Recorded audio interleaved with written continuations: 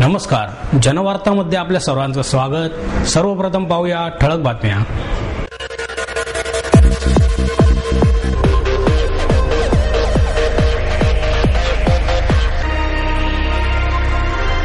राज्यातील वाढणारा असमतोल दूर करण्यासाठी अर्थतज्ञ विजय केळकर यांच्या अध्यक्षतेखाली समिती स्थापन करणार, मुख्यमंत्री पृथ्वीराज चव्हाण यांचं आश्वासन। शरद क्रीडा आणि सांस्कृतिक प्रतिष्ठानच्या वतीने राम कदम कला गौरव पुरस्कार संगीतकार अजय अतुल यांना उपमुख्यमंत्री अजित पवार यांच्या हस्ते प्रदान। लवासा प्रकल्प चालू व्हावा या मागणीसाठी मोसे खोऱ्यातील ग्रामस्थांची जिल्हाधिकारी कचेरीसमोर निदर्शने।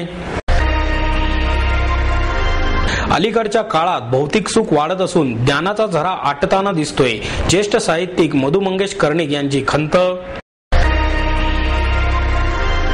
शिवजयंतीचे औचित्य साधून महिला शक्ती केंद्राच्या वतीने राष्ट्रपती पदक विजेते रणजित धुर्वे यांचा सत्कार। विविध मागण्यांसाठी झोपडपट्टी महासंघाच्या मेळाव्याचे आयोजन। लोकनेते स्वर्गीय सुभराव कदम यांच्या स्मृतीप्रित्यर्थ कोथरूड येथे शिवजयंती महोत्सव 2011 चे दुसरे पुष्प 19 फेब्रुवारीला थाटात अर्पण। शुल्क नियंत्रण कायद्याच्या मसुद्यावरील हरकती शिक्षण संचालकापर्यंत पोहोचण्यासाठी रौद्री पालक संघटनेच्या वतीने आंबेडकर पुतळ्यापासून मोर्चाचे आयोजन। आणि 4 वर्षांपासून उद्घाटनाअभावी रखडलेले अरण्येश्वर येथील उद्यानाचे भारतीय जनता पक्षाच्या वतीने अखेर उद्घाटन। राज्यातील वाढणारा असमतोल दूर करण्यासाठी अर्थतज्ञ विजय केळकर यांच्या अध्यक्षतेखाली समिती स्थापन करणार, असे आश्वासन मुख्यमंत्री पृथ्वीराज चव्हाण यांनी दिले।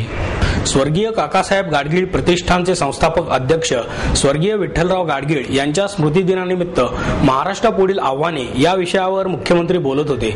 यावेळी राज्याचे महसूल मंत्री बाळासाहेब थोरात, प्रतिष्ठानचे अध्यक्ष अनंत गाडगीळ, वैधानिक विकास महामंडळाचे अध्यक्ष उल्हास पवार, आमदार मोहन जोशी, विनायक निमण, दीप्ती चौधरी आदी उपस्थित होते। यावेळी बोलताना मुख्यमंत्री पृथ्वीराज चव्हाण म्हणाले की राज्यात विजेचे मोठे संकट आपल्यासमोर उभे असून जर पाण्याचे योग्य नियोजन केले तर आपण त्यावर मात करू शकतो। राज्यातील अन्नधान्याचे उत्पादन वाढवणेही तितकेच गरजेचे आहे। विजेचे संकट दूर करण्यासाठी, विजेचे प्रकल्प उभारण्यासाठी तसेच राज्यातील विकासाला गती देण्यासाठी वेगवेगळे प्रकल्प उभारण्याचा प्रयत्न सरकार करीत असले तरी त्या प्रकल्पांना जनतेकडून विरोध होत आहे। प्रकल्पांना होणारा विरोध कमी करणे हेही एक आव्हान आपल्यासमोर उभे आहे। हा विरोध कमी झाला तर राज्यात अनेक प्रकारच्या योजना मार्गी लागू शकतात, त्यामुळे रोजगाराचाही प्रश्न सुटण्यास मदत होणार आहे। मुख्यमंत्री पुढे म्हणाले, राज्यात निर्माण होणारी वाळू टंचाई, इंधन तसेच पर्यावरणातील बदलामुळे उभे राहिलेले प्रश्न हे सुद्धा एक आव्हान आहे। त्यावर मात करण्याचा सरकारचा प्रयत्न आहे। पर्यावरणातील बदलामुळे निर्माण झालेल्या अडचणींमुळे शेतीचे मोठ्या प्रमाणात नुकसान होत आहे। त्याचा परिणाम अन्नधान्य कमी होण्यावर झाला आहे। या साऱ्या परिणामांना सामोरे जाणे हे एक आव्हान आहे। वेळीच याकडे लक्ष न दिल्यास राज्यातील विकासावर याचे गंभीर परिणाम होण्याचा धोका आहे। राज्याचे पोलीस महासंचालक डी शिवानंद यांचेही आव्हान अंतर्गत सुरक्षेचे या विषयावर भाषण झाले। ते म्हणाले, राज्यात भ्रष्टाचार, अतिरेकी आणि नक्षलवाद्यांच्या वाढलेल्या कारवाया हे एक शासनासमोरील आव्हान आहे। यावर मात करण्याचा शासनाचा प्रयत्न आहे। या वाढलेल्या कारवाया रोखण्यासाठी राज्याच्या गृह विभागाने पोलिसांना अत्याधुनिक शस्त्रसामुग्री उपलब्ध करून दिली पाहिजे, असेही त्यांनी सांगितले। शरद क्रीडा आणि सांस्कृतिक प्रतिष्ठानच्या वतीने राम कदम जीवन गौरव पुरस्कार संगीतकार अजय अतुल यांना उपमुख्यमंत्री अजित पवार यांच्या हस्ते प्रदान करण्यात आला। या प्रसंगी माजी खासदार श्रीनिवास पाटील, ज्येष्ठ संगीत संयोजक इनॉक डॅनियल, राम कदम यांचे पुत्र विजय कदम, कन्या श्यामल कदम आणि प्रतिष्ठानचे अध्यक्ष लक्ष्मीकांत खाबिया उपस्थित होते। श्रीराम साठे लिखित राम कदम यांचे चरित्र या पुस्तकाचे प्रकाशन अजित पवार यांच्या हस्ते करण्यात आले। काही वर्षांपूर्वी मराठी संगीत विकले जात नसल्याची ओरड होत होती, मात्र सध्या मराठी संगीत सातासमुद्रापारही ऐकले जात आहे। भविष्यात कुठल्याही संगीत कॅसेटच्या दुकानात मराठी संगीतासाठी खास वेगळी जागा ठेवावी लागेल। इतक्या उच्च दर्जाचे मराठी संगीत तयार करण्याचे काम आम्ही करू, असा विश्वास प्रसिद्ध संगीतकार अतुल यांनी व्यक्त केला। राम कदम यांच्या सांगीतिक कारकिर्दीवर प्रकाश टाकून पवार म्हणाले, राम कदम या 5 अक्षरांनी तब्बल 5 दशके मराठी प्रेक्षकांच्या मनावर अधिराज्य गाजविले। त्यांच्या असंख्य अवीट गोडीच्या गीतांची प्रेक्षकांवर आजही भुरळ आहे। तसेच अजय अतुल यांच्यासारख्या प्रतिभावंत संगीतकारांच्या जोडीमुळे संगीत क्षेत्राला आजही उभारी आली आहे। भविष्यामध्ये मराठी चित्रपटसृष्टीशी संबंधित अनेक प्रश्न सोडवण्याबरोबरच भरीव मदत करण्यासाठीही शासन प्रयत्नशील राहील असेही त्यांनी सांगितले.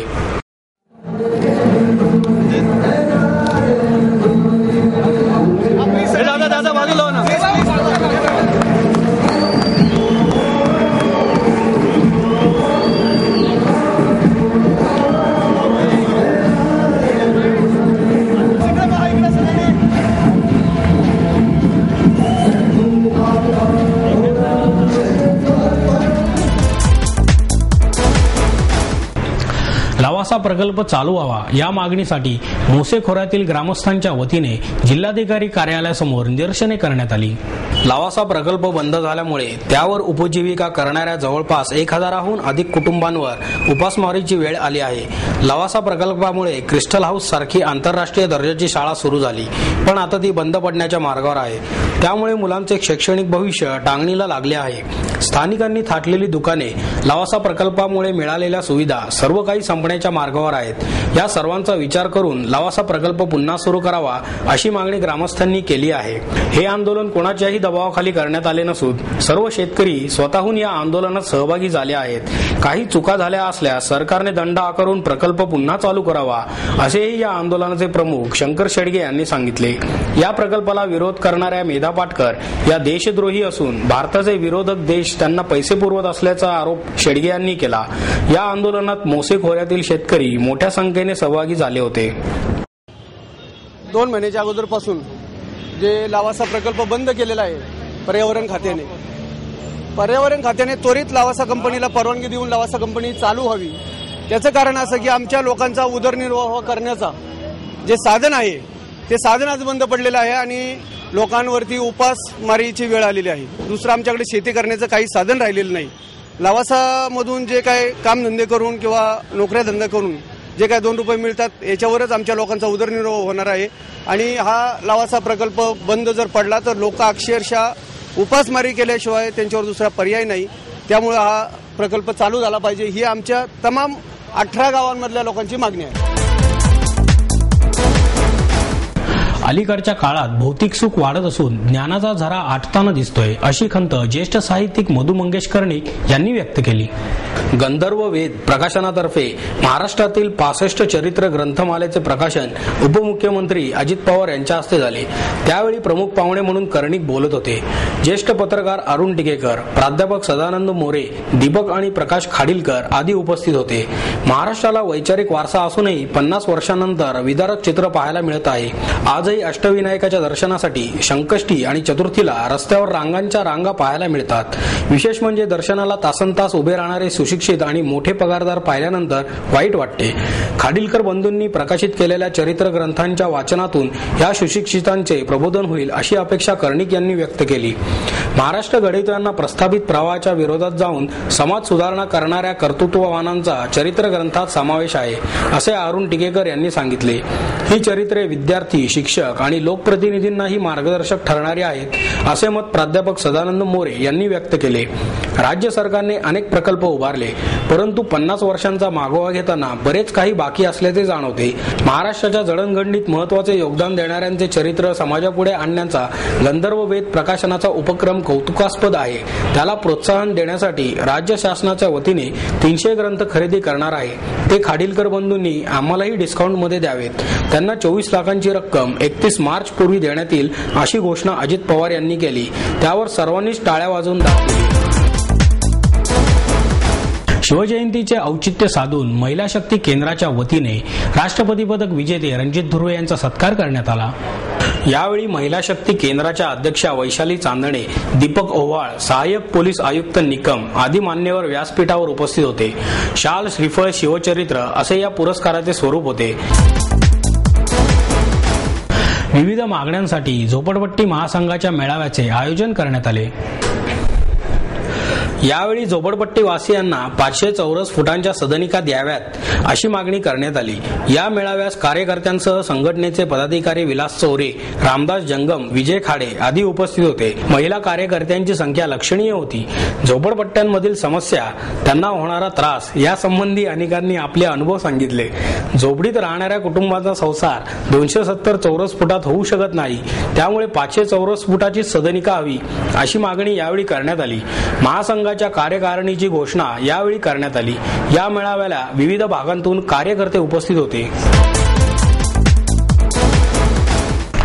लोकनेते स्वर्गीय सुभराव कदम यांच्या स्मृतीप्रित्यर्थ कोथरूड येथे शिवजयंती महोत्सव 2011चे दुसरे पुष्प 19 फेब्रुवारीला थाटात अर्पण करण्यात आले। नगरसेवक ॲडव्होकेट रामचंद्र कदम आणि सागर सुभराव कदम आयोजित शिवजयंती महोत्सव 2011चे दुसरे पुष्प कोथरूड येथील जीत मैदान येथे जल्लोषात पार पडले।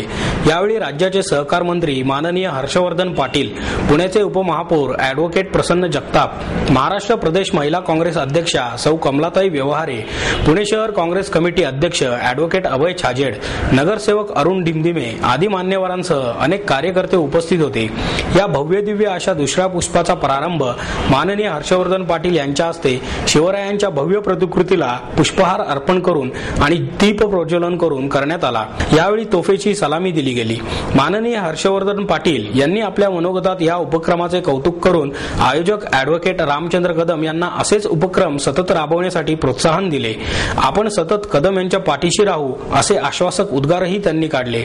यानंतर व्यासपीठावरील उपस्थित मानकऱ्यांनी आपापले मनोगत व्यक्त केले। या सर्व औपचारिक सोपस्कारांनंतर या महोत्सवाला जमलेल्या अफाट जनसमुदायासमोर शिवरायांच्या जीवनावरील शिवभारत हे एक दगदगते महानाट्य सादर करण्यात आले। या महानाट्यात शिवजन्म ते शिवराज्याभिषेकापर्यंतचा ज्वलंत इतिहास अक्षरशः प्रेक्षकांसमोर जिवंत करण्यात आला।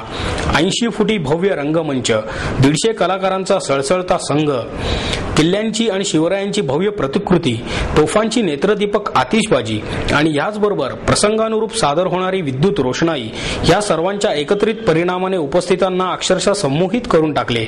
न संपावे असे वाटणाऱ्या या महानाट्याच्या शेवटाने रसिकांच्या मनाला हुरहुर लावली।